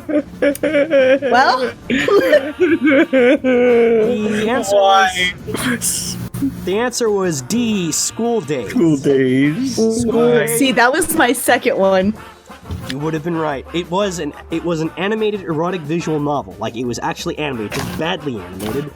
Why did you have to bring that garbage back at the light? Well, you know, I had to pick of one of every category. So, yep. And then it got turned into an anime. But it chose the worst path that you can choose in the visual novel. And then people died. Oh my god! I mean, there have been worse endings in the visual novel, but A lot of people died. yeah. Oh my god. All right. Give me Dante. Okay, let's get a Dante question. Haha. What's the length of time Dante uses to describe something that took forever? I say this often. Well, you say a lot of things often. Also, the answer in my mind, I know it's incorrect, but I just feel like saying it just to fluster you, but I won't. So give me the A, B, and C answer. Wow, okay. Oh, I have a bad feeling about that. Alright, A, 100 years. B, 500 years. C, 5,000 years. D, 10,000 years. 10,000 years. That is incorrect. It is 5,000 years. I always say 5,000 years. It takes 5,000 years to get through that. I was between A and C. C? Was it C? If you start looking, if you control F through your chat history with me and type in 5,000 years, you will find 5,000. Oh my god. So, there was that. So, Richard, so Voice-kun is at 0 so far, and Diz is at -5. Yeah! Alright, Diz, here we go again. Back on the board. What do you want? You know what? I'll do what he did. Let's go Dante. Describe Dante's gloves and his reason for them being the way they are. Oh, fuck. See, Voice-kun could have had this one. Cool. I mean, I'm gonna say they're fingerless gloves, yeah? At least. Got that? No? Hold on. I've seen them before. I don't know. You can always go A, B, C, and D. Doesn't hurt. Let's go. Let's go. Let's go with that. Alright, A, 2 fingerless gloves because that's cool. B, 2 gloves because he hates touching things, like full-on fingered. C, a full glove on the right hand and a fingerless glove on the left hand because the right hand touches all the shit he doesn't want to touch with the left and the left does all the touchpad stuff. D, a full glove on the left hand and a fingerless glove on the right because the left touches all the shit he doesn't want to touch and the right does all the touchpad stuff. Ooh. D. Congratulations, you're back at 0 points. Yeah! I have something to tell you. I was trying to In figure all out... our chat history, you have never used 5,000 years with me. Oh my god! Not single one. You should be a -5. Oh. Okay, Then try this on for size. How about in the server? Control F5000. The server that I'm almost never in. How rude of you not to be part of the server. Look at that. Look at that. I'm on the server right now. 5,000 years. 1, 2, 3. Let's see. The first 5,000 years I see is from. Anyways, give me credit. Credit's due. I was trying to remember if you were left-handed or right-handed. I was like, ugh. I wish I was ambidextrous, but I'm not. That'd be so cool. I'm ambidextrous to a certain extent. All right, so yep. All right, I'm gonna pass it back to Voice-kun. Give me trivia. I'm gonna alternate. All right. In the Weeknd's Heartless music video features a toad that Abel licks. What's the toad? And you get bonus points if you know what it represents. What was the question? What does the toad? What? So in the music video for Heartless by The Weeknd, there's a toad that Abel licks. Oh, okay, the person licks. I was like, What is the toad? What's the toad? Let's see. Give me an A, B, and C answer. A. Surname toad. Suriname toad. B. Peepee Day. I'm not sure if I'm saying these right. C. The Colorado River toad. And the American spadefoot. Oh, you're actually asking what toad it was. Yes. I believe. Oh. Yeah, give me the choices again. The Suriname toad. Peepee Day. Colorado River toad. American spadefoot. I would say the Peepaday. That is incorrect. Damn. It is the Colorado River toad. That was my gut feeling, but I should have just went with that. Now, there's bonus points if you could figure out what it's a representation of. The ugly truth. Nope, but don't worry, you're not losing any more points. It's a psychedelic, because it has 5-ME0-DMT or something like that. Yeah. Because in that part of the music video, and that once he licks the toad, shit got really weird in the music video. I'm like, oh, that makes sense, because he's looking a psychedelic. Okay, got it. That was a trip of a music video. All right. It was a really good music video. All right, Voice-kun is at -5. Diz, there's only 2 trivia questions left, and there's still like 3 more Dante questions left. All right, let's attempt Dante again. Oh boy! Oh no. This is Dante's very first original spood. And I'm not just talking about DarkAbridger. I meant when I was still Dark Anderson. Can I get an A, B, C? A. Resident Evil 6. B. The House of the Dead. C. Resident Evil 4. D. Time Crisis. I want to say D. That is incorrect. My first original spood was The House of the Dead. Motherfucker! I knew. Voice-kun, how did you know it was The House of the Dead? Because you talked about it on stream before. Oh yeah. Yeah. And then you told me how much you don't want to go back to those days. Yep. Nope. It's pretty cringy. Recorded it all with the camera, improv'd on the fly, and my improv was shit and tons of cheap references to other stuff. It's all hidden. My heart goes out to past Dante. Yeah, well, 2007 was a pretty wild life year. I said wife. I was like, wife? What? Okay, so now you both are at -5. Yeah. All right, Voice-kun. I said I was alternating, didn't I? I'm back to Dante. Okie dokie. How many beers does Dante need to get buzzed/drunk? Ah, fuck. Oh, come on! I thought you knew this one. Yeah, I know. From my experience, it has been 3. Congratulations! That is the correct answer. To me. 3 is the answer.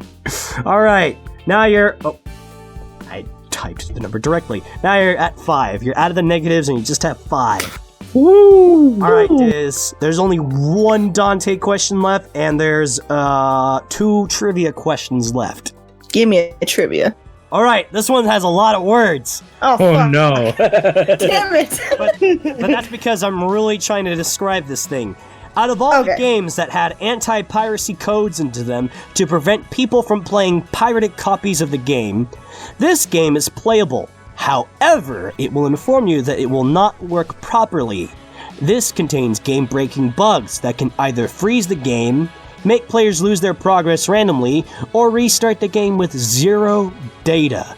What is this specific game that I'm thinking about? Ooh. You already know I'm gonna go with the A, B, and C. Alright, these games are A. Serious Sam 3, B. Spyro, C. Grand Theft Auto 4, and D. Earthbound. These all have anti-piracy codes, but one of them specifically has everything I just mentioned. I want to say Earthbound. That is incorrect! I knew it. While it is pretty close, it's a close second. It doesn't have any game-breaking stuff like making you lose progress. It does have way more enemies, and if you do get to the final boss and beat it, it will freeze and restart the game. But the game that specifically does the stuff I mentioned was Voice-kun, do you know? It was Spyro, wasn't it? That's correct. It was Spyro. See, my second guess was the C one. Grand Theft Auto 4? Grand Theft Auto 4 had a drunk cameraman, which really made the camera, like, wooze around and actually really gets you a little motion sick. Oh. Serious Sam had a fucking enemy that kept fucking chasing you and wouldn't die and kept hurting you. That sounds terrifying. I like that. I mean, maybe you shouldn't be pirating the game. It's true, it's true. Alright, Voice-kun. There's one trivia question trivia. left and one Dante question left. Trivia? Okay.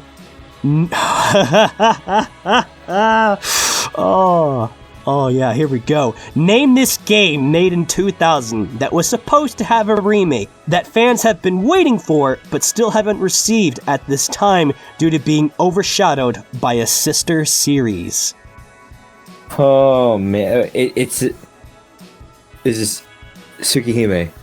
That's exactly right. Suki fucking Hime. I was like, there's only one reason you'd laugh at me like that is because I'm a fucking fake fan. Yeah, I knew that you know this, even if I didn't laugh. The other answers that I put on there were Dino Crisis, Nocturne, and Devil May Cry. All a bunch of noise. Though Dino Crisis is still one people are waiting for. Please. Yep. Alright. Well, Oh boy. It doesn't matter what you do, but you can at least lose less. Alright. Go out with a bang. This is your last question. It's a Dante question, and there's 2 answers for this. So, I mean, you don't have to get 2 right, but it would help. Okay. Other than legs, what's Dante's next preference on a lady's body? Oh no. I have some ideas. But give me the A, Dante. B, and C. The A, B, and C. Okie dokie. Mm-hmm. Hands, eyes, hair, and the belly. Hair. Okay. Do you want to take a jab at what the other one might be? There are 2 right answers. What were the other answers? Hands, eyes, and the belly. I say Congratulations! Oh! Yeah! That is correct. Well, because there was 2 correct answers, I gave 2 points for, not 2 points, but like, double the points for that. So you have been pushed yourself back to 0. However, Voice-kun has won with 15 motherfucking points. There can only be one! Thank you, everybody. Thank you for playing. I'm your host, L. Dante. The L is optional. I'm trapped in a van in the garage. Let me out. Let me out. This is not a song. I'm begging for help. I'm screaming for help. Someone let me out. Get in the basement, Dante. Yes, that was I know you're sending me that fucking eyes, but no. Fuck. Both of you actually know what the fuck you're thinking, but no. Okay, so that was that. And now for the next fun thing we're gonna be doing. It's our situational improv. Whoa. So, this is gonna be great because Oh god. this was gonna be a mix of what I had planned for Voice-kun and DIZ. Oh AKA, god. how many copyright claims can we get on this video? Wow. So, first things first. DIZ, pick between a coffee house and a bar. Let's do bar. Yeah. Okay, great. And then I'm gonna flip a coin, because originally I was wondering if I should do it the way I originally planned it, but now I'm wondering if I should spice it up a bit. Okay. Oh god. Now, DIZ, I'll be honest, I'm nervous. pick heads or tails. Head. Heads, of course. Yes. Tails, okay. So I'm gonna be in that chair. Got it. So here's the situation. Originally, I was gonna say that it was gonna be like, so Voice-kun and I are gonna be at a bar. Okay, we were gonna do a bar, and then you were gonna be at the table, and then I was gonna try to pick you up, and then fucking Voice-kun was gonna be offering, like, advice on what to fucking do, and we are gonna be trying all these various different ways to fucking figure it out. And you would respond, all your lines would have to have a song reference in them. Alright. That was the plan, and then I hit tails, so now you're trying to pick me up. Oh god, no! My weak point! Voice-kun is going to be your advisor. It's almost like real life, except now we swapped places. Oh no! You still have song references to make. You still have to make song references in everything you say. Doesn't have to be like, oh, you only speak in song references, but you have to talk your way into one. Oh, You can mention the title of the song, or you can say a lyric. Doesn't matter, as long as you're referencing a song when you're talking. Oh. So, yeah. So, that's how it's gonna be. I'm gonna be the dude you're trying to pick up. Voice-kun is gonna be... My wingman. Yep. We're gonna give Voice-kun a name here for the sake of posterity. How about... Well, actually, you come up with the name, Voice-kun. What would you like to be called during this skit? Wingman. Wingman. Okay, Wing-kun it is. Alright, so without further ado, let's just get the hilly-billies out of us. I'm nervous. I'm a little nervous. I'm gonna get ready to be, fucking disinterested as fuck. I'm not flirty. This is a problem. I know, but I flipped it and I decided to make it spicy, so... Alright, well... Oh no, Guess I'll die. You don't understand the power you have given me, Dante. Oh no. Yeah, I was expecting great things no matter who was gonna be... who you were wingmanning. So, yeah. Alright, so, I'm gonna take a deep breath in... and you guys start the scene. Hey, this party is bumping! Hey, look over there! That guy seems, kind of like your type. Why don't you head over there and, I need another round! give him a talk. What a true dreamy one that is.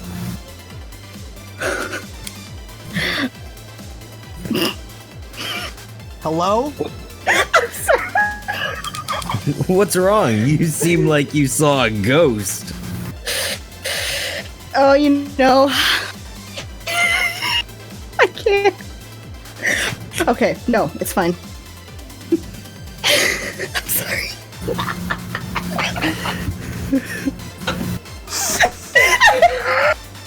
As far as I can tell, he looks like a guy who likes to live dangerously. Waiter, where's my fucking drink? I don't know, man. He doesn't Maybe we seem- should go talk to him. See what's going on. Yeah, good idea. I got your back. Hey there. Hello? You have my drink for me? I've been waiting for a drink for at least 5 minutes now. It almost feels like it's been 5,000 years. Man, this place, I swear, right? Yeah, I swear. By the moon. I just want another drink, man. You know, it's been a long day for me, you know. I've been bumping, I've been grinding, and, you know, I'm just trying to have a good time. You know what I mean? You know, out here running side to side, trying to get fun. Exactly. I understand. Yeah. You know, I just feel the rhythm of the night right now with all these bangers right now, and I just need more to drink. Yeah, these waiters and waitresses got some fucking problems. Yeah. Get to know him better. What's his age again? How old are you? You know, people usually start by asking what my name is, but you can call me 24 forever, I guess. Oh, really? Yeah, what's your name, mysterious stranger that asked for my age first? You can call me God. God. God. Oh my God. And they said God was a woman, but I guess they right. You know, God's plan. God's plan. Well, I don't know about you, but I need to use the bathroom real quick. So if you'll excuse me, I'm gonna go smack the baloney. BRB. Oh shit, man, this is going terrible. Oh, I don't know. I mean, he seems pretty fly for a white guy. Maybe I should, buy his next drink. Ask him what his poison is. Sounds like a good idea. Nice icebreaker. Maybe I should ask him to dance or something. Ooh, whoa! Take it easy. Work your way up. Just keep your self-esteem, and you'll find yourself at the end of the road. All right, you'll be fine. You know what? You're right. It's fine. It's okay. Come on, shake it out. It doesn't always have to be black or white. I'm really bad at these situations with people, you know. But I always feel like I come out as the bad guy, you know? Hey. It's okay. It's okay to be weak every once in a while, but take it easy. You know, you gotta be open with them. You gotta take it slow. That way, you know, you'll finally be able to get the chance to ask him to always be your baby. And then everything's smooth sailing from there. But until then, just focus on tonight. Baby steps. Every little step, you know, I count. Step by step, you got it right. All right, it's fine. I got it. Gotta get it out of my system, you know? Oh. Woo! I could have swore I've been pissing there for at least a minute or two. Whoo-wee! I had a lot to drink. Hey, what's up, God? Hey, do you mind if I buy you a drink? Oh, now that would be splendid. Go get me another drink. All right. Wait. Well, yeah. Don't you fucking want to ask what I want to drink? Oh yeah. What's your poison? Pick your poison, man. I've been feeling Blue Moon. Blue Moon quality. I myself, a little bit of moonshine, you know. But all right, Blue Moon, gotcha. Where are all the servers? Hello, waiter. Hello. Hey, I'll go get your drinks for you. You said Blue Moon, right? Yeah. Broski. Yeah, I'll be right back. You two talk while I'm gone. Okay, thanks. Bye-bye. So, do you like to live dangerously? Every single day, wake up, get on the highway to the danger zone. Yeah, I love to. Yeah. Do you like pina coladas? Hey! Yeah. What's it take to get a drink around here? Jesus. Some friend you got there. Yeah, he's pretty cool. Yeah. Is he your boyfriend? Nah, he's a friend. A friend? You say he's just a friend? Oh man. I'm just really.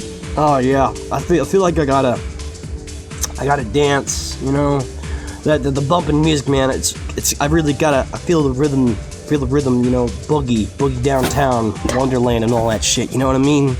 Get down on it, yeah. Yeah. Let's go. Okay, great. Here we go.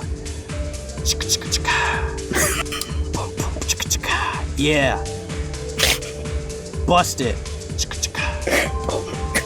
Yeah. I call this one the hoo-hoo. Hoo. I call this one, and you may know it, the hustle. Oh damn! Look at that pelvic thrust! Yeah, girl, you go get that! Woo! Hey! Turn up the music, come on! Whew. I'm ready. Yeah, I'm feeling it too. It's Friday night. Feeling alright. I finally found you guys. You couldn't even wait until I got you your blue moon. Here. Oh, thanks, bro. Steve, thank you. Thank you for the drink. Oh. Hey, I You alright there? started to be a real basket case. Okay. Oh. I've been having a blast. But, I think I gotta go. My girlfriend's been texting me for the past 5 minutes. Oh my god, what a creep. So I'm gonna go. Y'all have yourself funky Friday night, and I'll call you later. Okay, bye. Bye. I'm too good at goodbyes. That was a little... We'll chill out for 1 week and avoid going to any more stuff for a little bit. Don't want to run into him again. I'm not good at talking to people like that. That was pain. Yeah, but just remember, don't look back in anger, and you should be fine. Thankfully, it's closing time, so let's just get out of here. Yeah, it's been a good night. It was a little weird, but you know, nothing but a G thing. Let's go. Finishing the night with a champagne supernova! Yeah! Dan. Cut! See? That was horrible. Oh god. Oh my god. Look. When I tell you I can't feel my fingertips, it's not a lie. Wow. If anyone ever tries to pick up a guy like me, I'm so sorry. Listen, I have no skills in flirting at all, so I was just like, I had to hold back every fiber of my being to just be like, all right, we're leaving. It just, we're getting out of here. I'm so bad at no. I'm so bad. Talking to people. In this situational improv, this is how not pick up guys at a bar. This is how not to talk to people at all. How not to pick up Dante. Yep. It's a guide on how not to flirt by me. I'm very bad at it. How to pick up Dante. A guide by me. Grab him firmly by the waist. Oh. Then suplex him! Christ! Wow. Man. I don't know. That was a pretty good cringe fest, I'd say. It was so cringy. I'm like, I was super nervous. I didn't know what to say. I couldn't stop laughing. Yeah, early at the beginning, you were definitely struggling to like. I was. Yeah. Oh, I've never been in this situation to like. Oh, that's a lie. Never mind. I was trying to hold back my laughter with the dancing part. Good to know. Had to close it out with nothing but a G thing. You know what I'm saying? Yeah. Good shit. Wow. Is that what you call that? Whew. All right. I wanted to throw in a boom boom boom reference there. Oh my god. It never happened. Never I was happened. gonna try to throw some ACT in there, but I didn't get to. So no. I'm really disappointed in is that you didn't mention the hotel, motel, Holiday Inn. I was trying to work it in there, but I'm like, ugh, that in there. Oh well. Well, we did the thing. We did both things that I wanted to do in one shot. You know what? In the future, we should try again. Get better. It's okay. I'll be there for you. I'll pick up this. And I'll start with, hey, how you doing? How you doing? Oh my god. Yep. Alright. Well, Hello, this is your Dante. It's time to update. Beep boop boop boop boop boop boop. we're now at the final part of the segment where we just talk about some updates to projects. So, Voice-kun, is there any updates you want to provide me? Especially me? Hello? Hello? Is there any updates you want to provide me in projects? I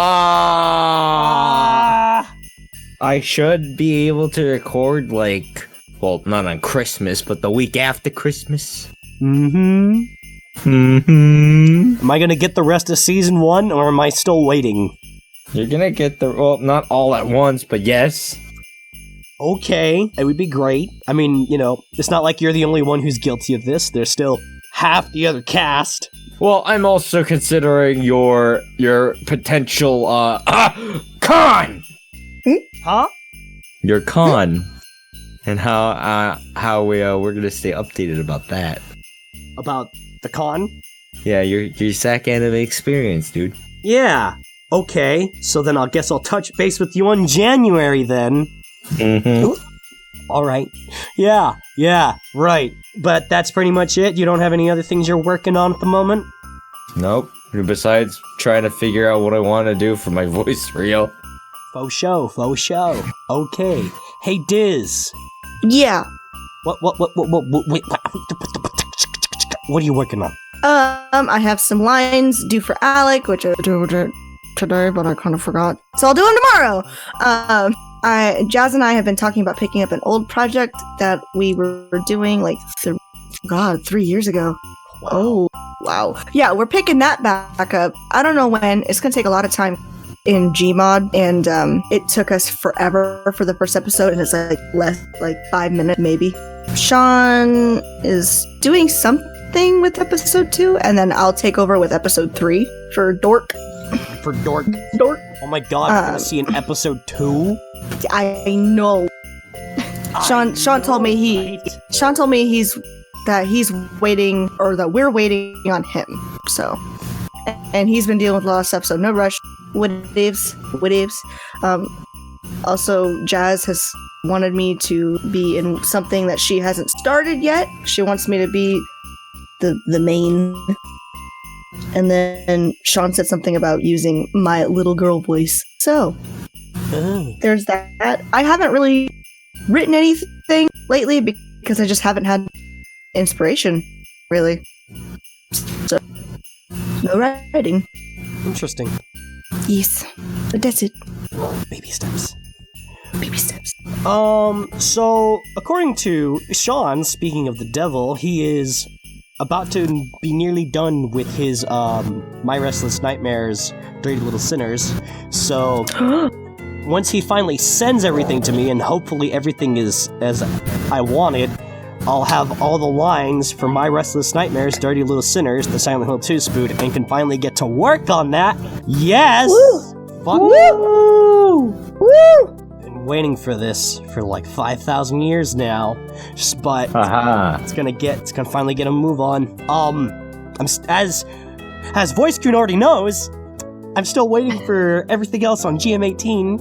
I have fully thrown the ball in their court. I have finished all the songs that I need to do for season 1. So now it's just a matter of these people just turning in their stuff. After the Spoodcast, I have to make another round checkup to see what's going on. Cause lots of things is going on in people's lives. Unless you're Gimrock. And if you're Gimrock, you turn everything like this, because that's how on top of everything he is. Yeah, I used to be like that. He's a good boy. Yeah, I used to be like the best. So there's that. I was trying to work on something for Christmas, but I'm worried because I'm sick that I might not make it in time. Something that... Well, then make it while you're sick. Yeah, something Janie and I had planned to do, our little Nozomi. It's gonna be great. I briefly told Diz about it. There's that, and then there was something solo I was thinking about doing for Christmas, but like I said, I don't know. We'll see how I feel in the next few days. But other than that, I do need to still work on more bloopers content for Patreons, and I'm actually thinking of lowering down my prices again because I'm looking at some other people who are more successful, and they're they have shit way lower for the content they're providing, and I honestly would rather just get the fucking get support for a low price than just try to ask for something too high and not get any support. I don't know, we'll see. So I'm gonna take another look at my Patreon and see what I need to lower, just so I can be reasonable and hopefully get more supporters. Because as much as I'm gonna enjoy doing serving and all that stuff, I am now working full-time, which means I have less time off to, be Dark Abridger unless I wake up early enough to, do shit. I don't know. You should do a $10. If you had a $10, I'd do it. Well, I do have a $10. But... You do? Yeah. What the fuck? Hello? What was I reading? Hello? Well, I'm gonna go change that. Well, hold off on that, because that's probably one of the things I'm gonna be changing in a bit. Okay. So, yeah, that's pretty much what's going on right now in Dark Abridger. Slow and steady, but I'm really trying to pick the fuck up so I can provide more stuff. So yeah, that should be episode... We're on 5. Yep, that's 5. It's a 5 or special Christmas thing. Thank you guys all for listening. And I don't do that other stuff about the like, comment, subscribing, and Patreon thing. But if you want to do it, your call, whatever. And we'll see you all next month. Merry Christmas. Remember... Happy holidays. Yep, remember that if your grandmother gets run over by a reindeer, it was her fault. Keep the coal cold, because I'm running out of stupid things to say. Bye! Bye! I hope everyone enjoys their holidays. This is a threat. Oh.